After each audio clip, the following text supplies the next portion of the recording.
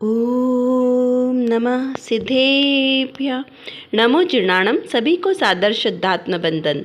आज भाद्रपद कृष्ण अमावस्या का यह शुभ दिन है और आज प्रसारित होने वाला सोनगढ़ से संदेश पूज्य गुरुदेव श्री के वचनामृत के 286 बोल के आधार से यहाँ पर दिया गया है। तो आइए हम इस संदेश का पाठ करते हैं और समझते हैं कि आज इस संदेश में क्या विशेष बात आई है। प्रतिदिन प्रसारित होने वाले यह सोनगढ़ के संदेश चारों प्रकार के अनुयोग का सार लिए हुए सारभूत प्रवचन के अंशों कुछ ग्रंथों के आधार से लिया जाता है। तो चलिए हम इसको पढ़ते हैं। पहले, आत्मा का प्रयोजन सुख है। प्रत्येक जीव सुख चाहता है और सुख के लिए ही जुड़ता है। हे जीव, तेरी सुख शक्ति ऐसी है कि जहाँ पे दुख कभी प्रवेश ही नहीं कर सकता। इसीलिए आत्मा में डुबकी लगाकर अपनी सुख शक्ति को उछाल अर्थात पर्याय में परिणमित कर, जिससे तुझे अपने सुख का प्रगट अनुभव होगा। देखिए, ये इस संदेश के आधार से जीव को अपनी ही आत्मा में जो सुख है उसको समझने के लिए, उस पर श्रद्धान करने के लिए, उसकी अनुभूति करने के लिए प्रेरणा स्वरूप यह संदेश हमें आज प्राप्त हुआ है। यहाँ पर इस संदेश को कहने का यह आशय है कि जो संसार के समस्त प्राणी हैं वो दुख से डरते हैं और सुख की प्राप्ति करना चाहते हैं।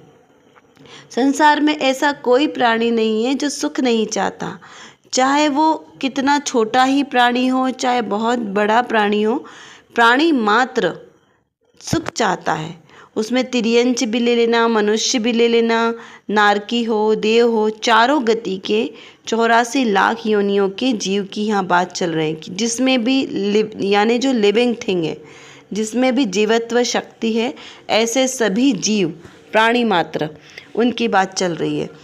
लेकिन सुख तो सभी चाहते हैं, लेकिन सुख किसी को सबको प्राप्त क्यों नहीं होता? क्यों? क्योंकि जो जीव है वो ब्रह्म बुद्धि से यह समझ ही नहीं पा रहा है कि सच्चा सुख है कहाँ। वह जिसे सुख समझ रहा है वो मात्र सुखाभास है, वहाँ सुख नहीं है। जीव सुख की खोज में तो घूम रहा है, लेकिन उसे सुख का पता ही नहीं है कि कहाँ पर सुख है। तो उनका जो पुरुषार्थ है वह सही दिशा में ना चलकर विपरीत दिशा में चल रहा है। इसीलिए जीव को सच्चे सुख की प्राप्ति नहीं हो रही है। तो अब पहले यह जाने कि ऐसा सच्चा सुख है किसके पास। तो जिसके पास ऐसा सच्चा सुख है उसके पास जाकर हम सुख का मार्ग पूछें, ढूंढें, उसे समझें, तो हमें भी सुख का मार्ग मिलेगा। तो ऐसे सच्चे सुख का मार्ग एकमात्र वीतरागी सर्वज्ञ हितोपदेशी भगवान के ही पास मिलेगा, क्योंकि वे शाश्वत सुखी हो चुके हैं। उन्होंने वह सुख का मार्ग खोजा और उनके बताए हुए मार्ग पर जिन जिन जीवों ने अनुसरण किया वे सभी सुखी हो गए। ये हमें प्रत्यक्ष दिखाई दे रहा है। इससे यह सिद्ध होगा कि जो सुख का मार्ग है, जो सुखी हो चुके हैं, उनके मार्ग पर अब हम भी चलेंगे तो हम भी शाश्वत सुखी हो जाएंगे। तो जिन जीवों को सच्चा सुख प्राप्त करना हो वो वीतरागी सर्वज्ञ हितोपदेशी के ही मार्ग का अनुसरण करें, तो ही सच्चा सुख की प्राप्ति होगी। अब सर्वज्ञ देव ने क्या बताया कि सच्चा सुख कहाँ पर है? तो सर्वज्ञ देव ने बताया कि आत्मा का प्रयोजन जो सुखी होना है, वह सुख जो है वह आत्मा में ही भरा है। क्या कहा कि जिसका प्रयोजन सुखी होना है वो प्रत्येक जीव जो सुख चाहता है और सुख के लिए जुड़ता है, यानी कि सुख के लिए वो लालायित होता है, सुख के लिए वो इतना स्ट्रगल कर रहा है, सुख की खोज में वो संसार में भटक रहा है, वो सारा सुख तेरे ही अंदर है। क्या कहा? हे जीव, तेरी सुख शक्ति ऐसी है कि जहाँ दुख कभी प्रवेश ही नहीं कर सकता। इसका क्या आशय हुआ कि हे जीव यानी मुझे संबोधन कर रहे हैं। तीर्थंकर प्रभु, अनंत प्रभु, वीतरागी प्रभु कहो, वो किसे कर रहे हैं संबोधन? मुझे कर रहे हैं, क्योंकि मैं कौन हूँ? तो मैं जीव हूँ। मैं मात्र जीव हूँ, इसके अलावा और कुछ नहीं। ना मैं ये शरीर हूँ, ना मैं सुरभि हूँ, ना मैं मनुष्य हूँ, ना मैं स्त्री हूँ, ना मैं पुरुष हूँ, ना नपुंसक हूँ, ना मैं तिर्यंच हूँ, ना मैं देव हूँ, ना नारकी हूँ। मैं कौन हूँ? मैं मात्र जीव हूँ। मात्र जीव जो जीवत्व शक्ति से जीने वाला है, चैतन्य प्राणों से जो जीता है, ऐसा मैं मात्र जीव हूँ जिसके अंदर ज्ञान भरा है, सुख भरा है, अनंत शक्तियाँ जिसके अंदर भरी है, ऐसा मैं मात्र जीव हूँ।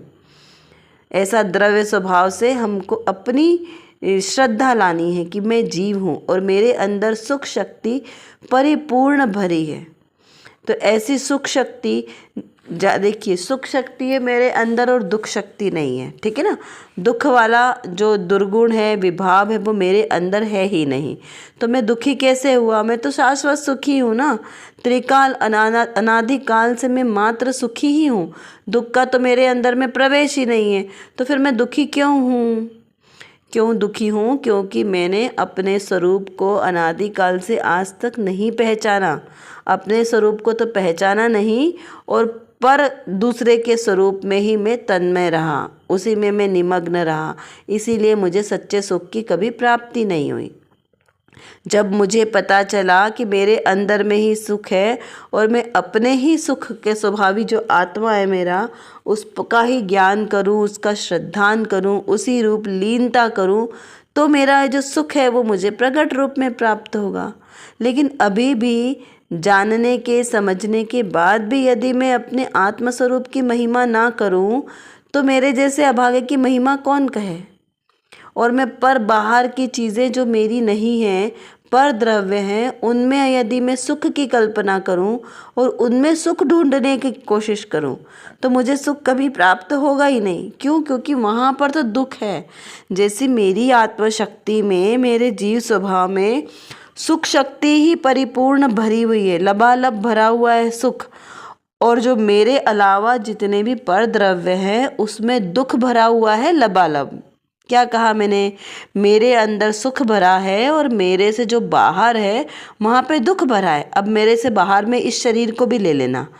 मैं जीव जो इस शरीर के आश्रय से रहता हूँ, वह मैं जीव, मेरे अंदर में सुख भरा है और ये शरीर जो है इसमें दुख ही दुख भरा है। इसके एक एक अंगुल में 96 रोग है, 96 डिसीज़ है एक एक अंगुल में। अंगुल कितना छोटा होता है? आपका ये छोटा सा उंगली का हिस्सा है ना, 1 इंच मान लो, इतने में आपके 96 डिसीज़ हैं। तो सोचो आपकी पूरी बॉडी, जितनी भी आपकी हाइट है, जितना भी आपका प्रमाण है, उसमें कितने रोग होंगे, ठीक है ना। तो यहाँ पर क्या समझना कि जहाँ पे दुख ही दुख भरा है, वहाँ पर हम सुख की कल्पना कर रहे हैं। इस शरीर में, इस शरीर के आश्रित जो भी सुख सामग्री दिखाई देती है, इस शरीर के अनुकूल सामग्री, उसमें हम सुख की कल्पना करते हैं। इस शरीर को गर्मी लग रही है और हमने एसी चला दिया तो इस शरीर को सुख होगा ना। तो उसको हमने क्या समझा कि यहाँ पर सुख है, एसी में सुख है।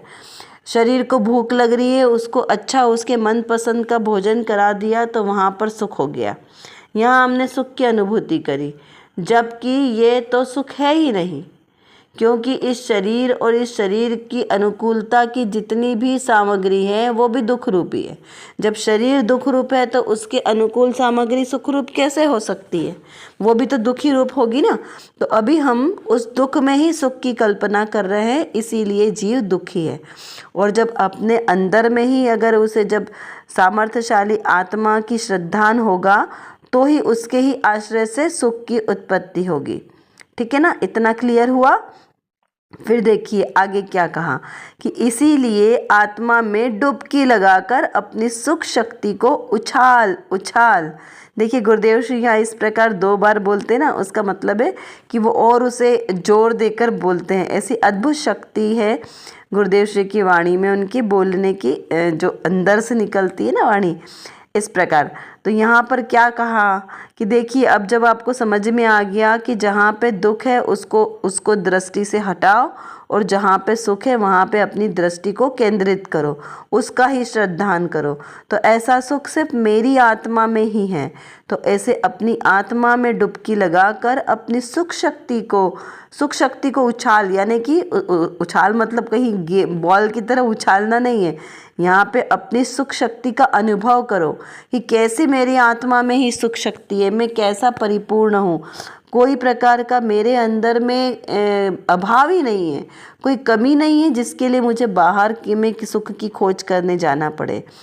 अर्थात पर्याय में परिणमित कर जो सुख शक्ति द्रव्य रूप से मेरी आत्मा में भरी है, लबालब भरी है, उसे इस पर्याय में भी परिणमित कर। क्योंकि देखिए द्रव्य स्वभाव में तो है ही सुख, गुणों में भी सुख रहे, सुख नाम का गुण है, लेकिन पर्याय में अभी वो सुख नाम की पर्याय प्रकट नहीं हुई है। तो कहा है कि अब पर्याय में भी उस सुख को परिणमित कर जिससे तुझे अपने सुख का प्रकट अनुभव होगा, है ना। क्योंकि जब पर्याय में भी सुख की पर्याय प्रकट होगी तभी मुझे उसका अनुभव होगा कि हाँ ये सुख है। तो ऐसे शाश्वत सुख को प्राप्त करने के लिए क्या करना है? ऐसे शाश्वत सुख को प्राप्त करने के लिए एकाग्रता से अपने द्रव्य स्वभाव पर, आत्म स्वभाव पर दृष्टि रखना है और उसका ही अनुभवन करना है कि मैं शुद्धात्मा हूँ। और कैसा शुद्धात्मा हूँ मैं? सर्वतरी से परिपूर्ण हूँ और मात्र जानने वाला हूँ। एक कैसा हूँ मैं? शुद्धात्मा एक हूँ, सर्व प्रकार से मैं एकत्व स्वभावी में शुद्धात्मा, अहमिक को खलु शुद्ध हो।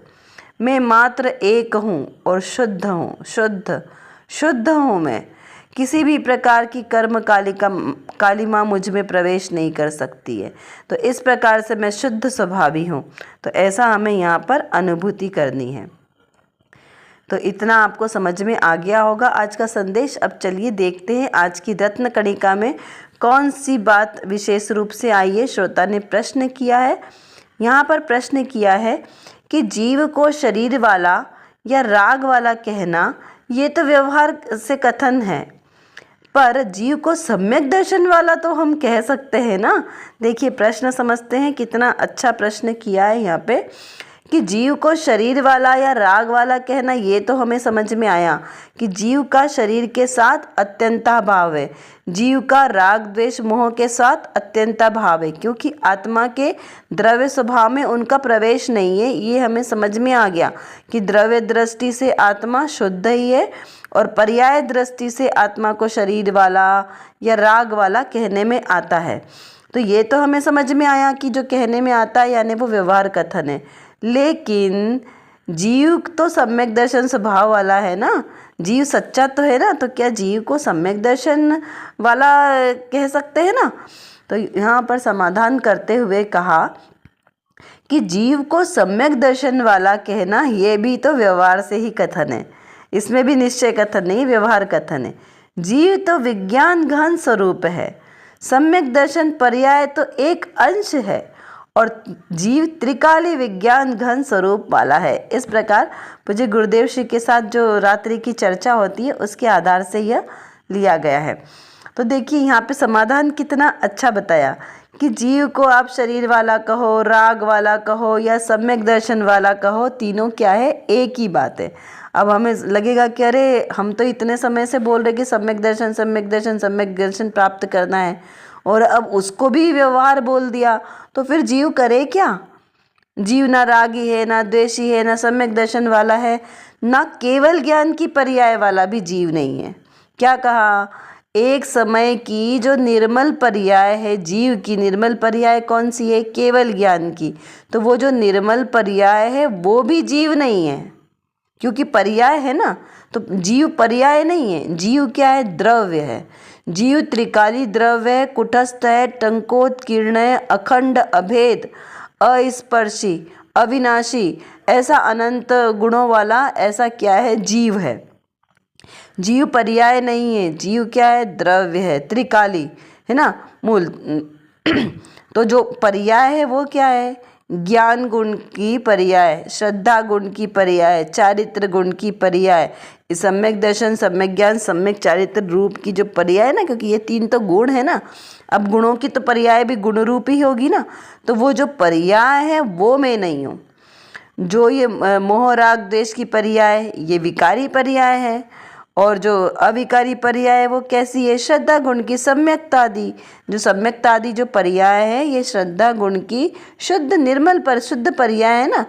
मति ज्ञान, श्रुत ज्ञान, अवधि ज्ञान, मन पर्याय, केवल, ये सब ज्ञान ज्ञानी गुण है ना। अब इनकी जितनी भी शुद्ध पर्याय है वो भी सब एक ही समय की है, चाहे वो मति ज्ञान की हो, श्रुत ज्ञान की हो, यानी द्वादशांग का पाठी हो, इतना ज्ञान हो गया आपको, या फिर केवल ज्ञान की प्राप्ति हो जाए, तो भी वो क्या है, एक समय की पर्याय। प्रति समय ज्ञान गुण की निर्मल पर्याय में प्रति समय वो ज्ञान ज्ञान ज्ञान की निर्मल पर्याय प्रकट हो रही है, केवल ज्ञान रूप।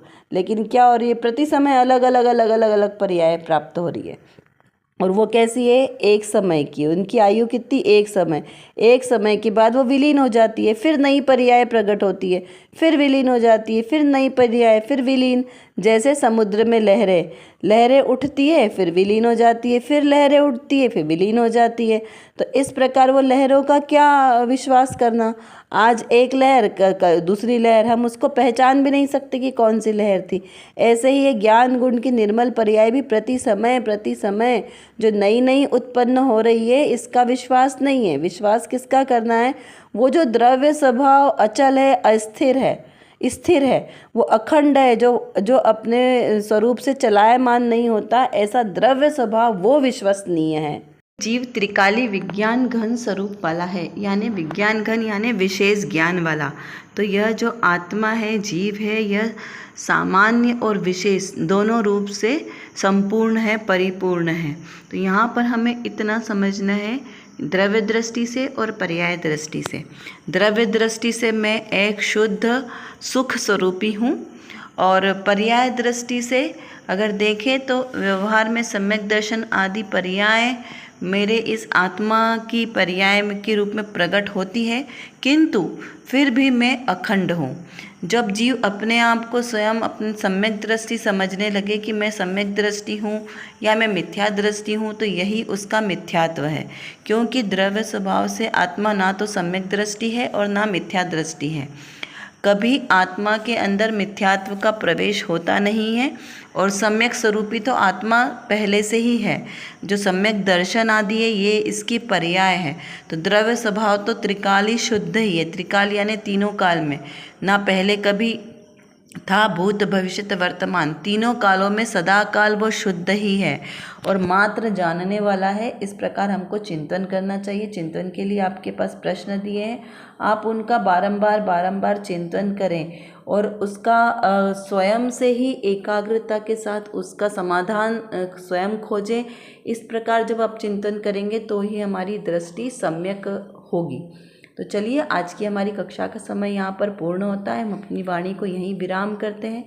इसी प्रकार आप अपने तत्व चिंतन को बढ़ाते रहें, सम्यक दर्शन प्रकट करें। इसी भावना के साथ आप सभी को सादर जय जिनेंद्र।